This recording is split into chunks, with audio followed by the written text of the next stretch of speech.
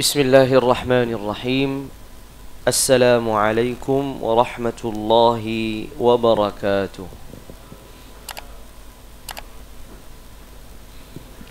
Alhamdulillahi rabbil alamin. Alhamdulillahi hamdan yuwafi ni'amahu wa yukafi'u mazidah.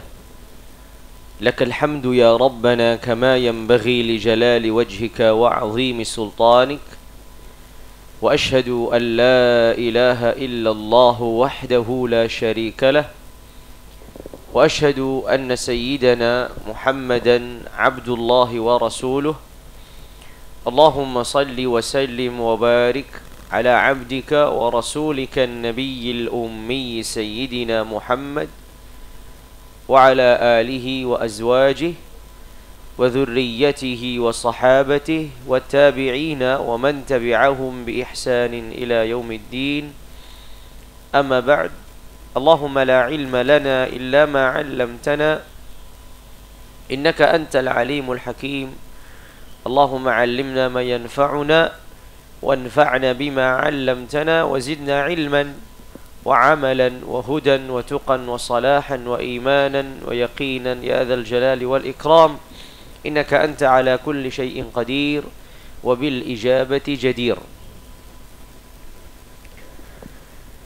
Rekan sekalian yang dirahmati dan dimuliakan Allah Tabaraka wa Ta'ala, pada kesempatan pagi hari ini kita akan bahas satu hadis, satu sabda Nabi Sayyidina Muhammad ibn Abdullah salawatu rabbi wa salamuhu alaihi wa ala alihi wa azwajihi wa dhurriyyatihi. Hadis ini diriwayatkan oleh Imam Ibnu Majah dan disahihkan oleh Syekh Al-Albani Allah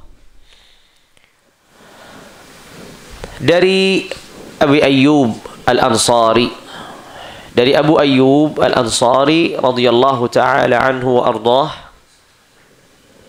Qala jaa rajulun ila an-nabiy sallallahu alaihi wasallam. Datang seorang laki-laki kepada Nabi sallallahu alaihi wa ala alihi wa sahabatihi wasallam. Faqala ya Rasulullah, 'allimni wa awjiz. Seorang laki-laki ini datang kepada Nabi alaihi afdhalus salati wa atammus salam dan mengatakan, ya Rasulullah, wahai Rasulullah, alimni wa aujiz. Permintaannya ada dua. Permintaan pertama, alimni, ajari aku.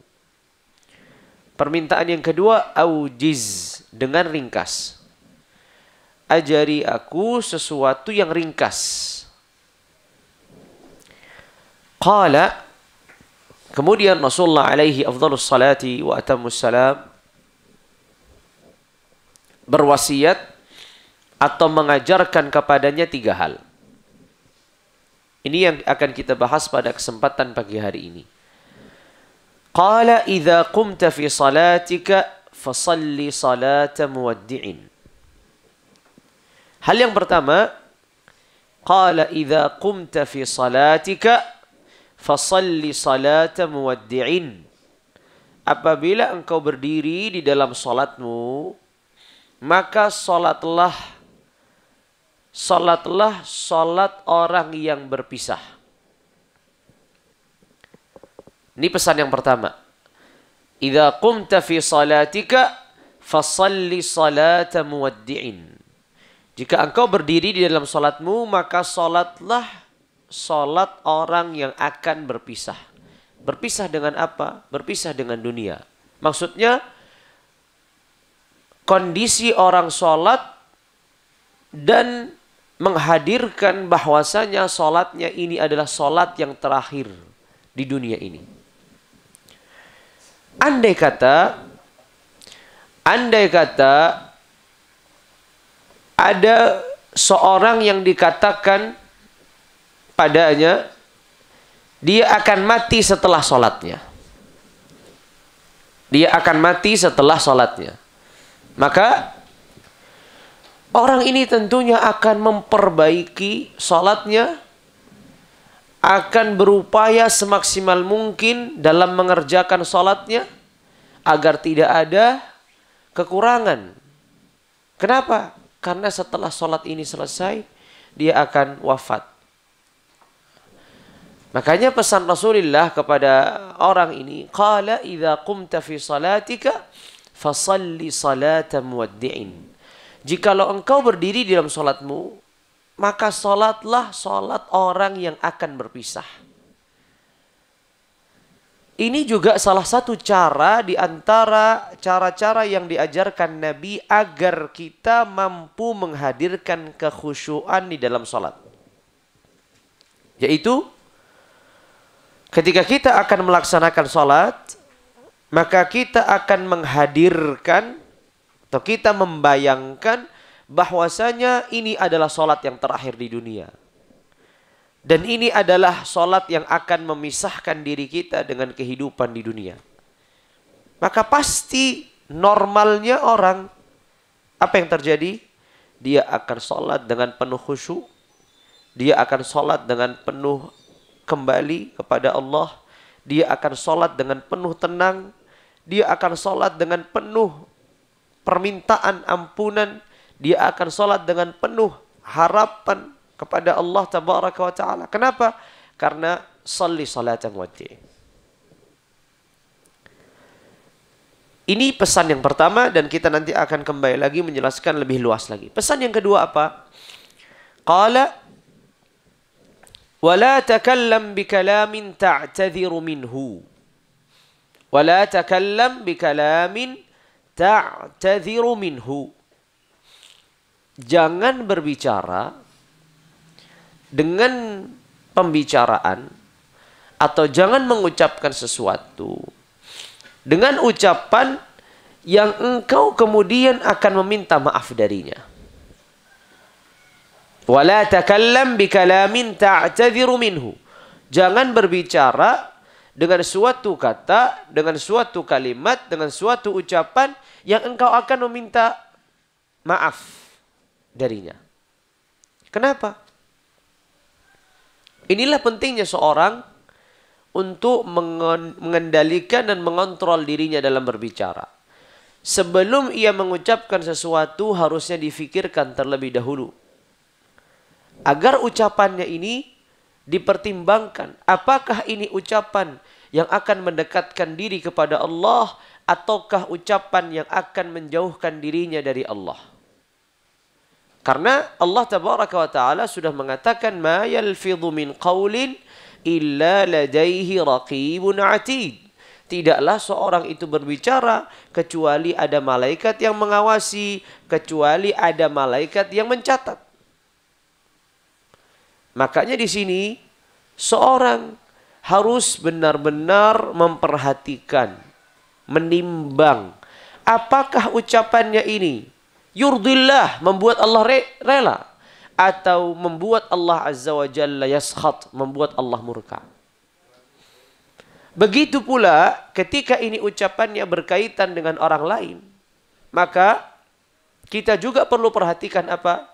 Apakah ucapannya ini akan menyakiti orang lain ataukah tidak menyakiti orang lain? Maka kata Nabi, wala takallam bikalamin ta'tadhiru minhu.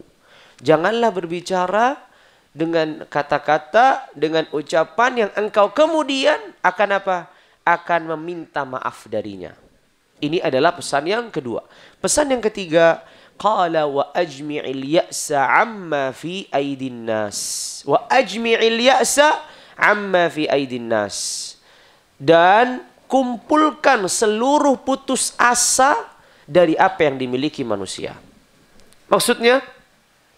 Maksudnya adalah ketika seorang berkomunikasi, bertemu, berjumpa, bersahabat, berkawan dengan banyak orang, level-level yang berbeda dalam hartanya, dalam jabatannya, dalam pangkat dan kedudukannya, kepemilikannya. Seringkali terkadang kita menginginkan yang dimiliki fulan, yang dimiliki dia, yang dimiliki itu.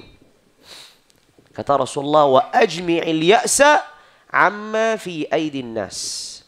Dan kumpulkanlah rasa Al-ya'as, putus asa. Apa putus asa dari apa? Dari apa yang dimiliki oleh manusia. Maksudnya ketika kita putus asa dari apa yang dimiliki manusia, artinya kita tidak lagi berharap pemberian orang lain. Kita tidak lagi berharap apa yang dimiliki orang lain itu menjadi milik kita. Tapi kita hanya sebatas berharap apa yang Allah Azza wa Jalla berikan untuk kita. Sehingga hanya sebatas menggantungkan dirinya kepada Allah Tabaraka wa Ta'ala. Pesan ini tentu sangat berharga sekali dalam kehidupan kita. Pesan yang pertama berkaitan dengan Allah Tabaraka wa Ta'ala. Yaitu apa? Salat. Dan bukan hanya sebatas melaksanakan salat, tapi meningkatkan kualitas salat. Insya Allah semua yang hadir di sini sudah menunaikan dan melaksanakan salat.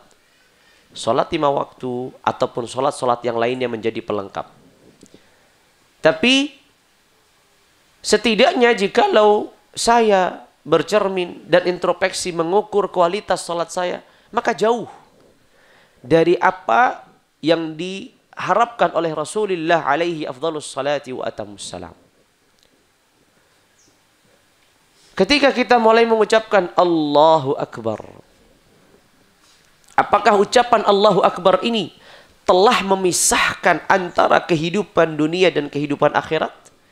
Atau kehidupan dunia juga ikut terbawa ke dalam kehidupan akhirat? Apakah ucapan Allahu Akbar ini menyelesaikan dan mengakhiri seluruh masalah yang telah berlalu dari kehidupan kita? Ataukah Allahu Akbar ini hanya sebatas kalimat jeda untuk kemudian kita menyambung lagi masalah-masalah yang kita pernah lakukan di masa lalu? Lihatlah bagaimana Rasulullah alaihi afdhalus salati wa atamus salam menjadikan salat ini tempat di mana beliau beristirahat. Bukan tempat di mana beliau dibebani. Bukan tempat di mana beliau merasa berat. Tapi beliau mengatakan kepada Bilal, ya Bilal, arihna biha. Arihna biha ya Bilal. Apa maksudnya arihna biha ya Bilal? Buat kami istirahat dengannya ya Bilal. Buat kami istirahat dengan salat ya Bilal. Jadi salat adalah tempat istirahatnya seorang mukmin. Istirahat dari apa? Istirahat dari penatnya dunia. Istirahat dari kesibukannya dunia. Kegundahan, kegelisahannya dunia.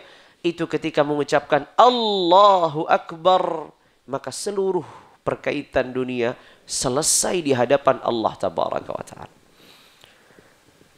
Layaknya seorang yang memiliki banyak masalah, lalu kemudian ia menghadap kepada Allah Tabaraka wa Ta'ala agar Allah memberikan solusi untuk masalah-masalahnya. Maka ketika ia menghadap, bukan lagi memikirkan masalah saya terlalu besar, masalah saya terlalu rumit, masalah saya mungkin tidak ada solusinya. Tapi yang difikirkan adalah saya sedang menghadap kepada Allah Tabaraka wa Ta'ala yang mampu menyelesaikan seluruh masalah. Saya sedang menghadap kepada Allah Tabaraka wa Ta'ala yang menciptakan seluruh solusi. Saya sedang menghadap kepada Allah Tabaraka wa Ta'ala yang mampu mengakhiri seluruh problematika. Lihat bedanya. Ketika seorang masuk dalam salat dan memikirkan masalahnya, dan ketika seorang masuk dalam salat dan memikirkan Rabbnya. Dua hal yang berbeda. Ketika dia masuk dalam salat tapi dia masuk dalam pikiran, masalah saya banyak, problem saya banyak, ada kesedihan, ada kegelisahan, ada masalah satu, ada masalah dua, ada problem ini, ada problem itu. Yang difikirkan adalah masalah dan mencari solusinya dengan salat. Berbeda halnya ketika seorang masuk dalam salat dan dia membayangkan, menyadari bahwasanya dia sedang menghadap kepada Rabbul Alamin, kepada Tuhan alam semesta, kepada Tuhan yang mampu menyelesaikan masalah dengan mudah. Idza arada syai'an qala lahu kun fayakun. Apabila Allah menginginkan sesuatu, maka Allah hanya mengatakan kun, jadilah. Maka semuanya akan terjadi. Seberat apapun masalah yang kita miliki, seberat apapun cobaan yang ditimpa pada diri kita, maka ingatlah, seorang mukmin itu memiliki Allah. Man wajadallaha famadha faqad, wa man faqadallaha famadha wajad. Orang yang memiliki Allah, maka tidak akan kehilangan apapun. Namun sebaliknya, orang yang tidak memiliki Allah, maka hakikatnya dia tidak memiliki apapun. Kalau orang sudah memiliki Allah, maksudnya di dalam hatinya, di dalam akalnya, di dalam jiwanya, yang terlintas hanyalah Rabbul Izzati wal Jalal, bukan selain Allah Tabaraka wa Ta'ala. Apapun yang terlewatkan, apapun yang hilang, apapun yang terkurangi darinya, dirinya, tidak terlalu berarti lagi. Kenapa? Karena ia masih memiliki Allah Tabaraka wa Ta'ala. Kalaulah Allah mengambil sebagian dari apa yang dimilikinya, maka Allah akan menggantikan hal yang lebih baik. Man taraka syai'an lillah, awadahu Allahu khairan minhu. Seseorang yang meninggalkan perkara karena Allah, maka Allah akan menggantinya sesuatu yang lebih baik dari dirinya. Meninggalkan perkara itu terkadang karena pilihan, terkadang tanpa pilihan. Misalkan seorang wal'iyadu billah dahulu, orang yang banyak memiliki dosa dan maksiat. Kemudian datanglah hidayah. Namun ia berat, susah ketika harus meninggalkan kebiasaan lamanya. Tergoda, terjatuh, terseret, terbawa dengan kebiasaan-kebiasaan lamanya. Namun ketika dia menyadari bahwasanya ketika ia meninggalkan semuanya karena Allah, maka Allah akan berikan ganti yang lebih baik. Ini harus ditanamkan. Rasulullah SAW bersabda, man taraka syai'an lillah, awadahu Allahu khairan minhu. Seorang yang meninggalkan karena Allah, meninggalkan sesuatu karena Allah, maka Allah akan menggantikannya sesuatu yang lebih baik. Salatun nas atau salatul mar atau salatul syakhs, salatnya seseorang itu maudhi' ittisal, tempat berkomunikasi antara hamba dengan Rabbnya. Wasilatut ittisal, media berkomunikasi antara hamba dengan Rabbnya. Kenapa? Karena Rasulullah alaihi afdhalus salati wa atammus salam bersabda, aqrabu ma yakunu bainal abdi wa rabbihi fi sujudihi. Kondisi yang paling dekat antara seorang hamba dengan Rabbnya adalah dalam sujudnya. Seluruh masalah, seluruh problem, seluruh kendala, seluruh kegelisahan dan kegundahan, apabila dituangkan dalam sujud seorang hamba, maka yakinlah Allah yang mendengarkan, Allah yang menyimak, Allah yang menyaksikan, Allah yang melihat. Dan yakinlah Allah Tabaraka wa Ta'ala lebih memiliki kasih sayang daripada diri kita untuk diri kita sendiri. Allah lebih mencintai diri kita lebih daripada diri kita mencintai diri kita sendiri.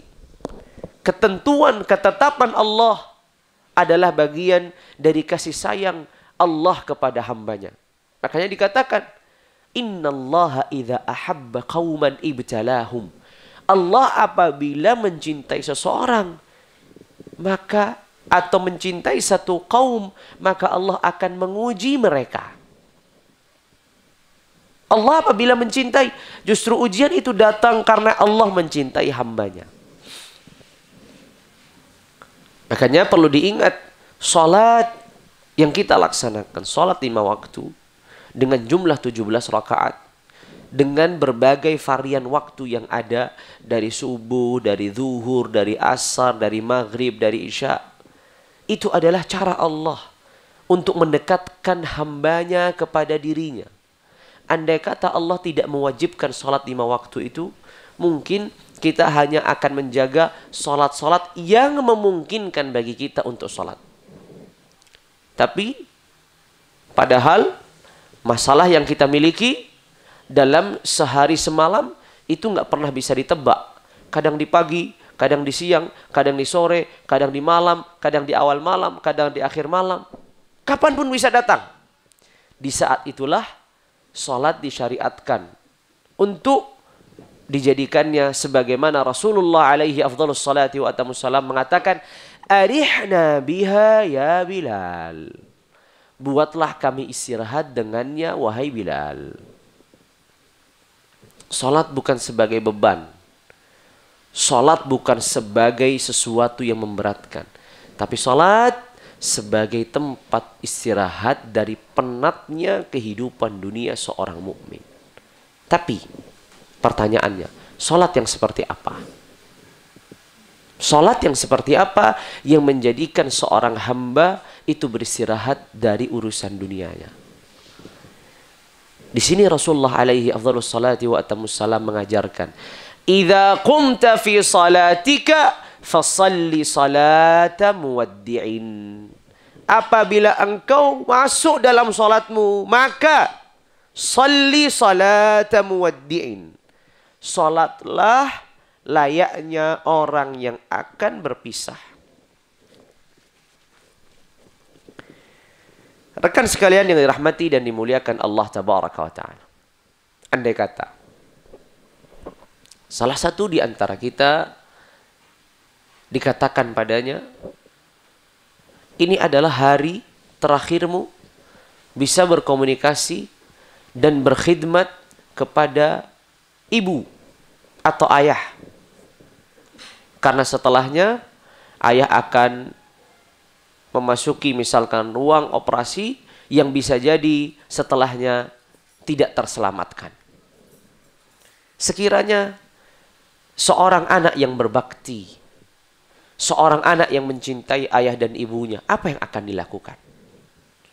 Ia akan berupaya mengatakan kata-kata yang baik. Ia akan berupaya berkhidmat, berbakti semaksimal mungkin. Kenapa? Karena ia menyadari bisa jadi ini adalah pertemuan terakhirnya. Dan ia ingin membuat ayah atau ibunya pertemuan ini menjadi pertemuan yang paling mengesankan untuk dirinya. Maka disinilah kalau itu komunikasi dengan seorang hamba, sama-sama hamba, sama-sama lemahnya, sama-sama tidak bisa memberikan apapun kelak di akhiratnya. Bagaimana dengan Allah Tabaraka wa Ta'ala? Idza qumta fi salatika fasalli salata muwaddi'in.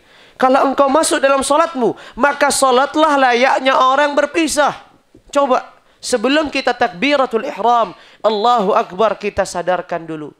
Kalau salat ini adalah salat yang terakhir, apa yang saya akan lakukan di dalam salat saya? Layaknya seorang sahabat Nabi alaihi afdhalus salati wa atamus salam yang akan disalib oleh kaumnya, oleh Quraisy. Sebelum ia dibunuh, ia mengatakan, aku berikan kesempatan agar aku melaksanakan 2 rakaat. Aku berikan kesempatan agar aku melaksanakan 2 rakaat. Maka yang terjadi, ia melaksanakan salat 2 rakaat, lalu kemudian ia dibunuh. Ma'a'zamaha min hayah. Kehidupan yang sangat mulia. Ditutup kehidupannya dengan 2 rakaat salat. Kita tidak bisa melakukan itu karena kita tidak bisa menentukan kematian kita kapan. Kita tidak bisa menentukan ajal kita datangnya kapan. Tapi kita bisa berupaya. Di dalam salat kita, di dalam aktivitas ibadah kita, kita menghadirkan seakan-akan salat dan aktivitas ibadah ini adalah aktivitas yang terakhir di dunia ini. Yakinlah. Orang yang melakukan demikian, pasti salatnya akan dipenuhi dengan khusyuk. pasti sholatnya akan dipenuhi dengan khudu', ketundukan. Pasti sholatnya akan dipenuhi dengan dzul, merendah diri di hadapan Allah. Pasti sholatnya akan dipenuhi dengan inabah, kembali kepada Allah. Kenapa? Karena salli salata muwaddi'in. Sholat layaknya orang yang berpisah. Kita lihat kualitas sholat kita, 17 rakaat.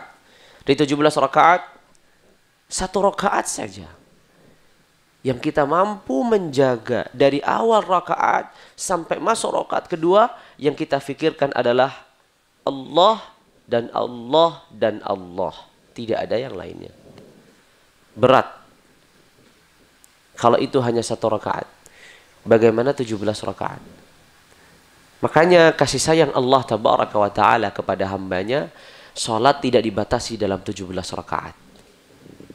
17 rakaat itu yang wajib, yang harus dikerjakan. Tapi di sana ada apa? Ada sholat qabliyah, ada sholat ba'diyah, ada sholat witir, ada sholat duha.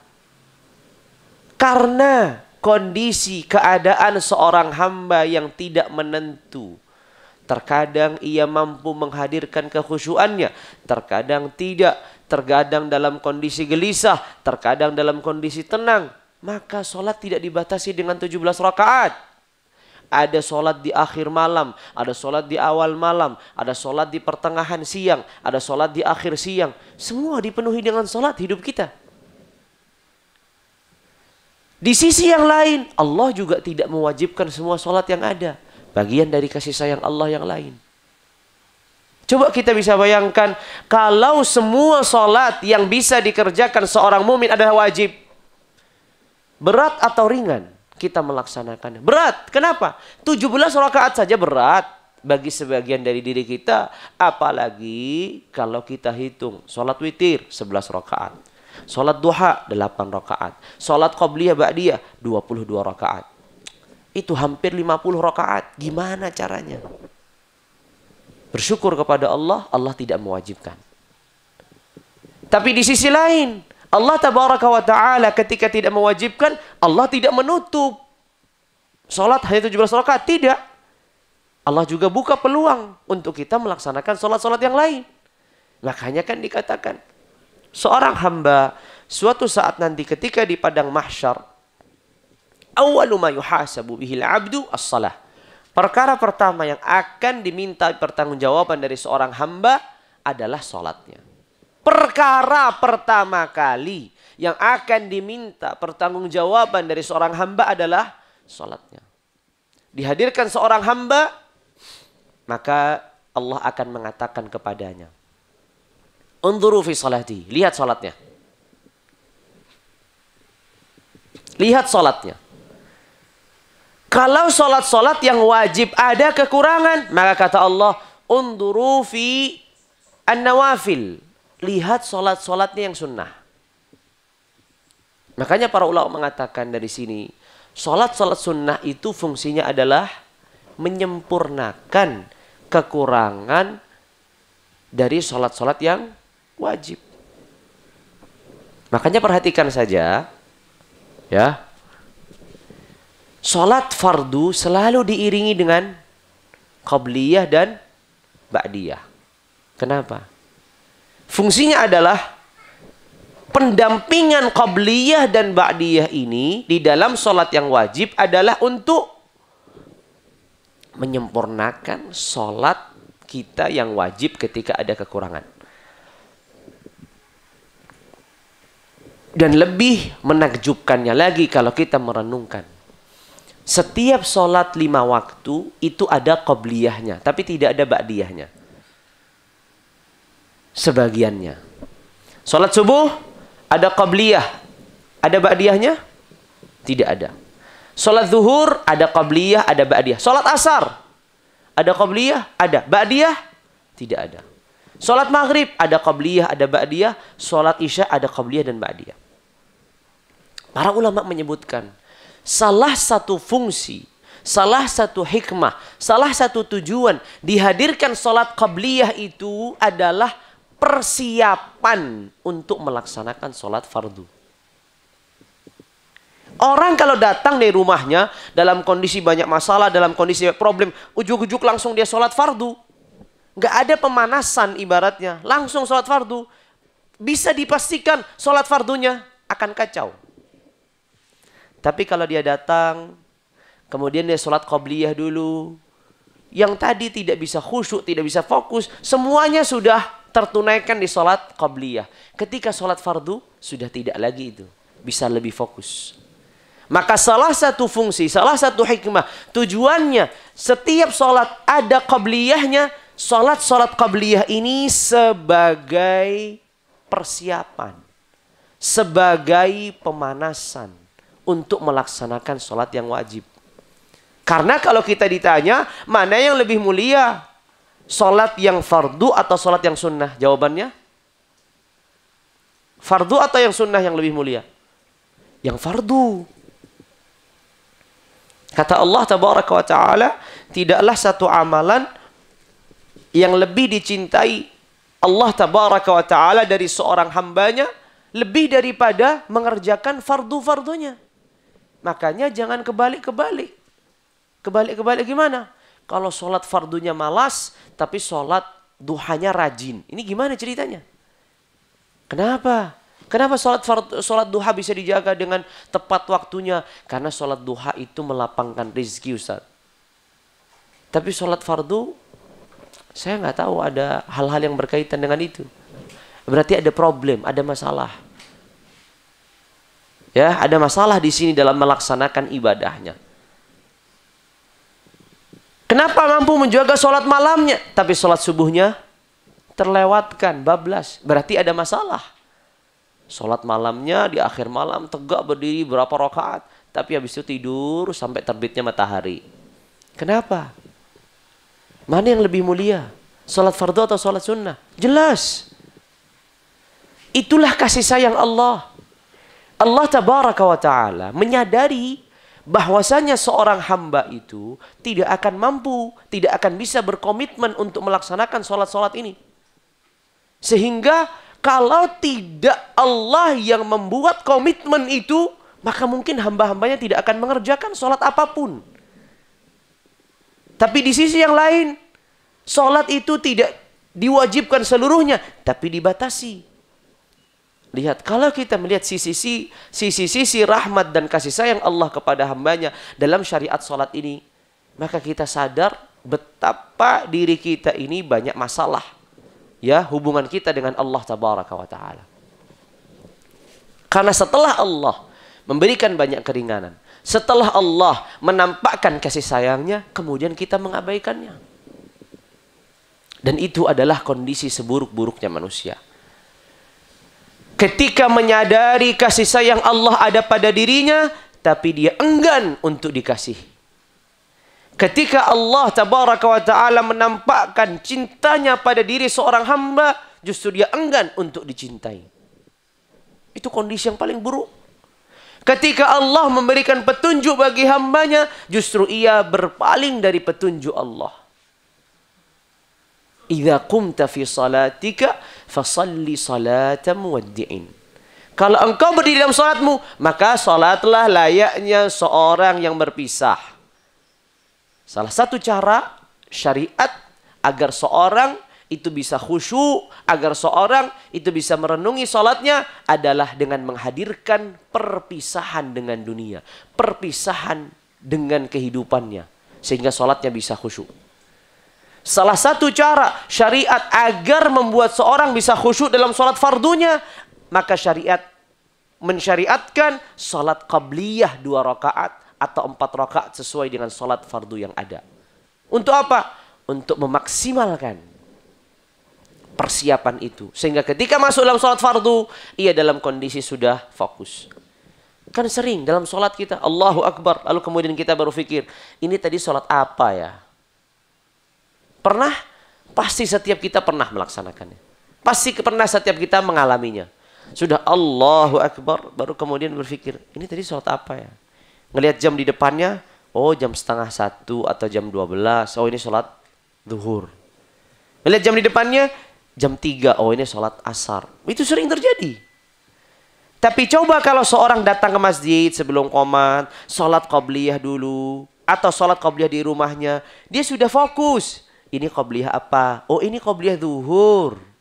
Sehingga ketika sholat fardu zuhur, secara otomatis dia mampu menghadirkan niatnya.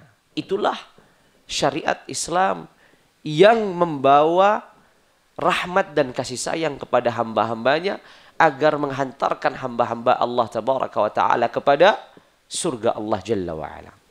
Makanya hendaknya kita memperhatikan sholat kita, terutama sholat yang wajib. Karena tidak ada perkara dari perkara-perkara ibadah yang mampu kita pertahankan lebih daripada sholat kita. Karena kalau kita mau pertahankan puasa Ramadan, hanya datang 1 tahun 1 kali. Walaupun 30 hari. Karena kalau kita mempertahankan zakat, belum tentu kita orang diwajibkan zakat. Karena kalau kita mempertahankan haji ataupun umrah, belum tentu kita orang yang mampu untuk melaksanakan itu. Tapi setiap kita mampu melaksanakan sholat. Makanya sholat tidak pernah gugur kewajibannya selama seseorang itu masih memiliki akalnya. Walaupun terbaring. Walaupun dalam kondisi duduk. Walaupun dalam kondisi tidak baik-baik. Tetap sholat itu diwajibkan. Bahkan ketika seorang dalam kondisi berperang pun, sedang menghadapi dan posisinya sedang sibuk dengan jihad. Jihad suatu ibadah. Tapi dalam posisi ini pun tetap diwajibkan sholat atas dirinya. Wa in khiftum farijalan aw rukbana. Kalau kalian dalam kondisi takut, maka dalam kondisi berdiri, berjalan, atau dalam kondisi menunggangi, tetap diwajibkan kalian untuk sholat. Maka tidak bisa tawar-menawar dalam sholat. Kita orang yang hebat dalam urusan apapun di dunia. Mampu mengumpulkan harta, mampu kita bermanajemen, mampu kita mengukur ini, mempertimbangkan itu. Tapi kalau kita tidak mampu menjaga sholat kita, maka tidak ada kebaikan dalam kehidupan kita. Karena hakikat kehidupan kita bukan hakikat kehidupan yang kita miliki hari ini. Tapi hakikat kehidupan kita adalah kehidupan yang akan kita miliki pada hari esok. Kita membayangkan mampu menciptakan suatu rumah atau suatu tempat yang sangat nyaman di dunia. Apa kita lupa bahwasanya akhirat kelak semua tempat yang Allah berikan kepada hambanya adalah tempat yang puncak kenyamanannya dan tidak tertandingi. Senyaman-nyamannya dunia masih tidak ada artinya ketika dibandingkan dengan surga Allah tabaraka wa ta'ala. Salatlah yang mengingatkan kita. Salatlah yang menghubungkan kita dengan Allah. Maka selalu pesan orang dulu. Pesan orang dulu yang tidak banyak mengenal agama. Kepada anaknya dan cucunya. Nak, dimanapun engkau tinggal, dimanapun engkau bekerja, jangan pernah meninggalkan salat. Itu aja. Gak pernah berpesan, nak, ikut kajian, belajar yang rajin, tambah ilmu agama, begini. Enggak, biasanya pesannya satu. Jangan pernah meninggalkan sholat. Dah, itu aja. Karena kalau sholat ini sebagai pondasi terlewatkan, maka robohlah, runtuhlah semua apa yang kita miliki dari agama kita.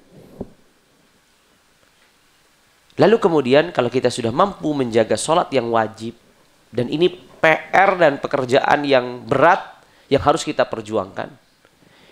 Berikutnya adalah PR-nya adalah bagaimana kita menutupi, menyempurnakan kekurangan-kekurangan dalam sholat wajib kita. Caranya mengerjakan sholat-sholat sunnah. Jangan lupa untuk sholat qabliyah, ba'diyah. Jangan lupa untuk sholat duha. Jangan lupa untuk sholat witir. Kalau nggak bisa bangun di akhir malam, maka sholatlah dari awal malam. Tidak harus selalu di akhir malam. Sholatlah di awal malam. Setelah sholat isya, melaksanakan ba'diyah isya 2 rakaat. Tutuplah dengan 3 rakaat sholat witir. Setelah itu istirahat sampai subuh. Mudah. Syariat tidak mewajibkan sholat witir harus di akhir malam. Sebagaimana juga sholat duha. Kalau seandainya kita tidak mampu mengerjakan sholat duha di waktu di mana dianjurkan sholat duha, maka kita bisa mengerjakan sholat duha sebelum kita berangkat beraktivitas bekerja. Kita beraktivitas jam berapa? Jam 7:30. Terbit matahari atau setinggi tombak, terbit matahari setinggi tombak, mungkin jam setengah hari ini, jam setengah 7, atau jam 7:45, atau jam 6 bahkan, tergantung subuhnya. Bisa kita kerjakan di awal waktu. Atau kalau setidaknya kita tidak mampu mengerjakan di awal waktu, maka kita bisa mengerjakannya di waktu istirahat. Inilah pentingnya seorang menjaga sholatnya dan meningkatkan kualitas sholatnya. Insya Allah ya, kita di sini berbaik sangka dengan semuanya kita bisa mengerjakan sholat. Tapi tinggal berikutnya PR kita semuanya adalah bagaimana meningkatkan kualitas sholat. Cara meningkatkan kualitas sholat, kalau sholat fardu berarti sholatnya di masjid. Kalau sholat fardu berarti sholatnya berjamaah. Kalau sholat fardu berarti sholatnya berupaya untuk tidak terlambat. Kalau sholat fardu berarti berupaya untuk sholatnya di shaf pertama. Itu semuanya upaya. Kalau sholat sunnah, maka upayakan sholat sunnah itu di tempat yang diutamakan untuk melaksanakan, yaitu di rumahnya. Bukan di masjidnya, di rumahnya. Kalau ternyata antara rumah dan masjid yang membutuhkan waktu sehingga takut terlambat sholat fardu, maka tidak mengapa dia mengerjakan sholat sunnahnya di masjidnya. Tapi berupaya. Kalau dia tidak mampu menjaga semua sholat sunnah, maka mulailah dari sholat sunnah yang paling tinggi sisinya. Sholat witir dan qabliyah subuh. Dua sholat ini adalah sholat yang dikatakan para ulama kedudukannya setelah sholat fardu. Ini dalam aktivitas kesehariannya. Kalau dalam aktivitas 1 tahun ada sholat id, itu kedudukannya lebih tinggi daripada sholat witir dan sholat qabliyah subuh. Tapi dalam keseharian tidak ada sholat yang lebih mulia daripada sholat witir dan sholat qabliyah subuh. Kecuali sholat fardu 17 rakaat itu. Di bawahnya sholat witir dan sholat qabliyah subuh. Sehingga kalau kita tidak mampu mengerjakan qabliyah, ba'diyah dan seterusnya, kita jaga sholat witir. Dan minimal sholat witir, minimal sempurna sholat witir itu 3 rakaat. 3 rakaat. Kalau andai kata kita tidak mampu mengerjakan sholat witir itu 3 rakaat, para ulama mengatakan aqallul witir, witir yang paling sedikit itu rakaah, 1 rakaat. Kurang apa? Nggak bisa kita mengerjakan 1 rakaat? Harusnya bisa. Aqallul witir rakaah. 1 rakaat itu minimal witir. Walaupun para ulama mengatakan ini khilaful aula. Ini khilaful afdal. Ini dia melakukan sesuatu yang tidak utamanya. Tidak utamanya. Utamanya paling sedikit 3 rakaat. Tapi kalau bisa sempurna ya 11 rakaat. Ini bagi orang yang mampu mengerjakan 11 rakaat. Qabliyah subuh 2 rakaat. Qabliyah subuh 2 rakaat. Sampai-sampai Rasulullah alaihi afdhalus salati wa atamus salam menjaga qabliyah subuh ini, sekalipun dalam satu kondisi Nabi itu tertidur bersama para sahabat sampai terbitnya matahari. Artinya terlewatkan sholat subuhnya. Tapi Nabi tidak langsung sholat subuh. Nabi tidak langsung sholat subuh. Apa yang dikerjakan Nabi? Sholat qabliyah subuh terlebih dahulu. Sholat witirnya Nabi sudah kerjakan sebelum tidur. Kondisi dan keadaan Nabi dalam mengerjakan sholat witir itu melihat kondisi beliau. Ketika kondisi beliau lelah, letih, capek, nampaknya nggak bisa bangun di akhir malam, maka beliau kedepankan sholat witirnya. Ketika beliau sehat, kuat dalam kondisi biasa, maka beliau akhirkan sholat witirnya. Begitu juga kita. Kalau seandainya kita lihat kondisi kita capek, lelah, awalkan sholat witirnya. Kalau kondisi kita mampu bisa pasang alarm dalam kondisi normal, kita juga bukan tipikal orang yang berat tidurnya, berarti kita bisa bangun di akhir malam, maka sholat witirnya di akhir malam. Sesuaikan kondisi kita masing-masing. Tapi bagaimana caranya? Menjaga sholat witir. Qabliyah subuh, Rasulullah alaihi afdalus salati wa atamus salam, terlambat, sudah terbit matahari. Tapi Rasulullah tidak langsung mengerjakan sholat subuh. Apa yang dikerjakan? Sholat qabliyah subuh terlebih dahulu. Ini menunjukkan betapa pentingnya sholat qabliyah. Betapa pentingnya sholat qabliyah subuh. Makanya para ulama mengatakan dalam satu riwayat yang disebutkan Rasulullah tidak pernah melewatkan sholat witir, tidak pernah melewatkan sholat qabliyah subuh, tidak dalam kondisi safar, tidak dalam kondisi tinggal. Lalu kemudian kita meningkatkan lagi. Kalau witir itu 3 rakaat masih kurang, bisa 5. 5 masih kurang, bisa 7. Tapi ingat, yang terpenting adalah continue, berkelanjutan. Karena Rasulullah akan mengatakan, ahabbul amali ilallahi adwamuha wa inqal. Amalan yang dicintai Allah tabaraka wa ta'ala itu yang sedikit tapi terus menerus. 3 rakaat mampu kita jaga, itu lebih baik dari 11 rakaat hanya 1 malam dan libur 1 minggu. 3 rakaat setiap malam.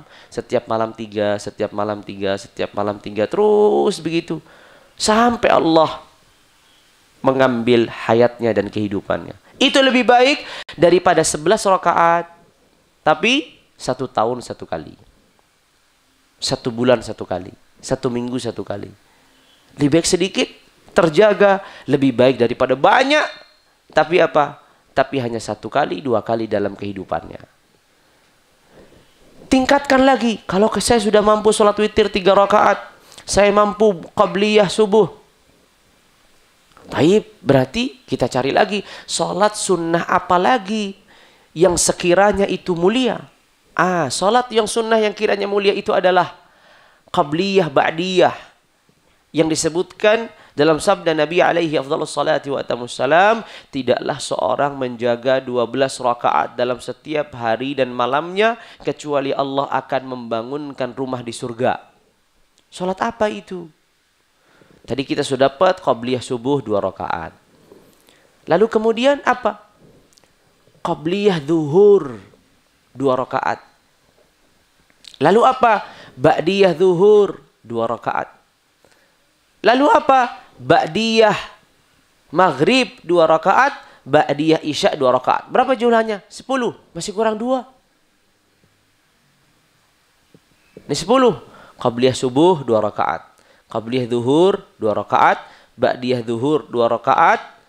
Ba'diyah maghrib 2 rakaat. Ba'diyah isya 2 rakaat. 10 rakaat. Padahal kata Rasulullah, orang yang mengerjakan 12 rakaat setiap hari dan malamnya, maka dia akan dibangunkan oleh Allah istana di surga. 10 masih. Berarti 2 rakaat ini apa? Para ulama mengatakan 2 rakaat yang tersisa ini adalah 2 rakaat qabliyah zuhur. Jadi qabliyah zuhurnya berapa? 4. Jadi qabliyah zuhurnya adalah 4. 2 rakaat, kemudian salam, kemudian 2 rakaat, kemudian salam, baru mengerjakan sholat fardu zuhur. Ya, baru mengerjakan fardu zuhur. Kita mampu lebih daripada itu. Kalau lebih daripada itu kita mampu, maka sempurnakan qabliyah dan ba'diyah. Karena qabliyah dan ba'diyah itu jumlahnya kalau di dalam fikih, dalam mazhab Imam Syafi'i rahimahullah 22 rakaat. Tambah lagi ba'diyah zuhur 2 rakaat selain 2 rakaat yang sudah dilakukan. Tambah lagi qabliyah asar 4 rakaat. Tambah lagi qabliyah maghrib, tambah lagi qabliyah isya. Totalnya menjadi 22 rakaat. Tapi kalau kita tidak mampu, mulailah dari yang sedikit dan jagalah. Itu penting kaidahnya. Mulai yang sedikit lalu jaga. Komitmen untuk terus mengerjakan. Saya bisanya baru sholat witir 3 rakaat, kerjakan terus. Komitmen. Setiap hari 3 rakaat, 3 rakaat, 3 rakaat. Terus begitu. Lalu kemudian wasiat yang kedua.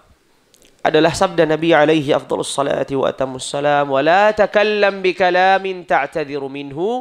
Janganlah engkau berbicara, janganlah engkau berkata-kata dengan ucapan, dengan kata-kata di mana engkau kemudian meminta maaf darinya. Berbicara yang itu kaitannya dengan Allah, kemudian kita bertaubat.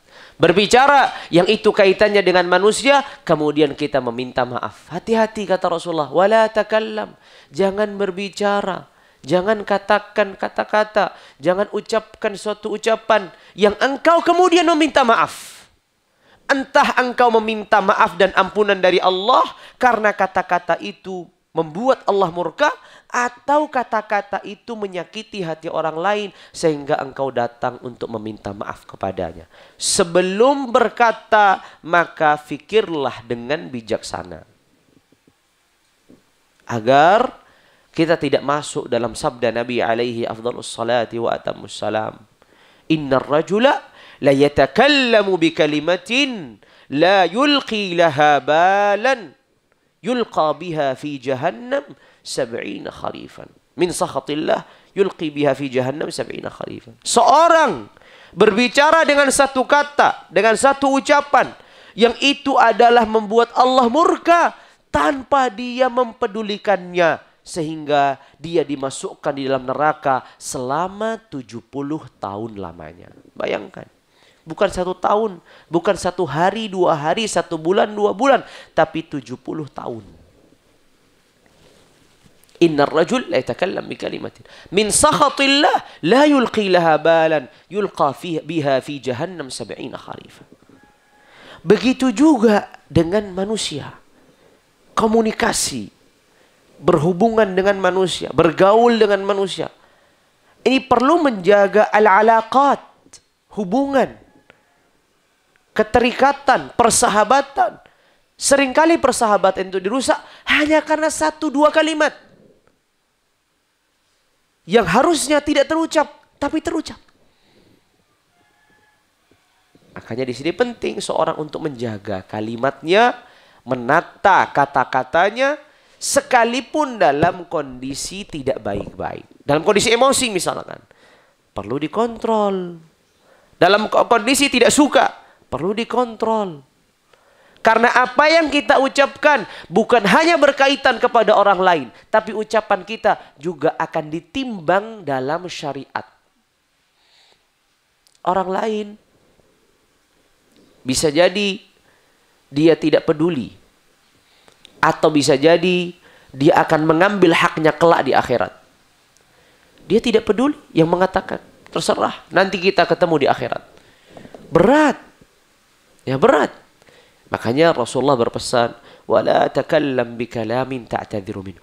Kalau pesan yang pertama tadi kaitan komunikasi antara seorang hamba dengan Allah, maka pesan yang kedua itu kaitannya adalah komunikasi seorang hamba dengan hamba lainnya. Agar dia menjaga kata-katanya, agar ia menjaga ucapannya. Kemudian pesan yang terakhir adalah sabda Nabi alaihi afdhalus salati wa atammus salam, wa ajmi'il ya'sa amma fi aidin nas. Dan kumpulkan rasa putus asa dari yang dimiliki manusia. Orang yang masih memikirkan untuk bagaimana caranya memiliki dan menguasai apa yang dimiliki orang lain. Orang yang masih berharap dan menggantungkan dirinya dengan manusia, maka hidupnya tidak akan pernah tenang. Kenapa tidak pernah tenang? Karena hidupnya digantungkan kepada orang lain, bukan kepada Allah. Masih berharap kepada fulan, kepada alan, masih ingin mengejar sana, masih ingin mengejar itu, sehingga hidupnya tidak akan pernah damai, tidak akan pernah tenang. Tapi kalau hidupnya digantungkan sama Allah, ya Rabb, hari ini yang engkau bukakan dari pintu rizki, aku menerimanya. Makanya sabda Nabi alaihi afdhalus salati wa atammus salam, irda bima qasamallahu lak takun aghnan nas. Terimalah, relalah apa yang Allah berikan pada dirimu, sehingga engkau orang yang paling cukup, orang yang paling kaya. Dan pesan juga Nabi dalam satu periwayatan, izhad amma fi aidin nas yuhibbukan nas. Izhad amma fi aidin nas yuhibbukan nas. Maksudnya zuhudlah dengan apa yang dimiliki manusia. Maksudnya jangan banyak berharap apa yang dimiliki manusia, sehingga manusia akan mencintaimu. Tapi kalau orang banyak harapannya, banyak tuntutannya, banyak yang dimintanya dari orang lain, bagaimana orang lain akan menerimanya dan mencintainya? Mintalah kepada Allah. Kita berupaya boleh, kita berusaha boleh, tapi jangan sampai upaya kita mengalahkan permintaan dan munajat serta doa kita kepada Allah. Kita lebih banyak berupaya dan berusaha ketimbang lebih banyak berdoa dan menyandarkan diri kepada Allah. Ini masalah. Lebih banyak berdoa, lebih banyak bermunajat, lebih banyak berharap kepada Allah, itu adalah dasar dalam keseharian kita. Sedangkan upaya itu menjadi pelengkap. Karena pada akhirnya hasil dan ketentuan akhir Allah yang menentukan, bukan upaya kita. Apakah ketentuan akhir itu upaya kita yang menentukan? Tidak, Allah. Kalau pada akhirnya Allah yang menentukan, berarti seharusnya kita harus lebih banyak berupaya daripada berdoa, atau berdoa dan juga tidak lupa untuk berupaya. Jelas jawabannya. Berdoa, bermunajat, menggantungkan diri kepada Allah, dan tidak lupa untuk apa? Tidak lupa untuk juga berupaya. Hadirin sekalian yang dirahmati dan dimuliakan Allah Tabaraka wa Ta'ala, itulah sabda Nabi alaihi afdhalus salati wa atamus salam kepada orang atau laki-laki yang tadi minta untuk diajarkan dan meminta ajar itu ringkas. Sebagai penutup, saya ulang, yang pertama adalah salli salata muwaddi'in. Salatlah layaknya orang yang berpisah. Yang kedua adalah apa? Yang kedua adalah wala takallam bikalamin ta'tadhiru min. Janganlah berbicara sehingga engkau kemudian meminta maaf dari apa dari yang engkau ucapkan. Dan yang terakhir adalah wa ajmi'il ya'as, putus asalah dari apa yang dimiliki manusia. Itu saja mungkin yang bisa saya sampaikan pada kesempatan pagi hari ini. Semoga ini berfaedah dan bermanfaat bagi kita seluruhnya dan bisa kita terapkan dalam keseharian kita. Mungkin itu yang bisa saya sampaikan dan kita tutup dengan kafaratul majlis. Subhanakallahumma bihamdika asyhadu an la ilaha illa anta astaghfiruka wa atubu ilaik. Wassalamu alaikum warahmatullahi wabarakatuh.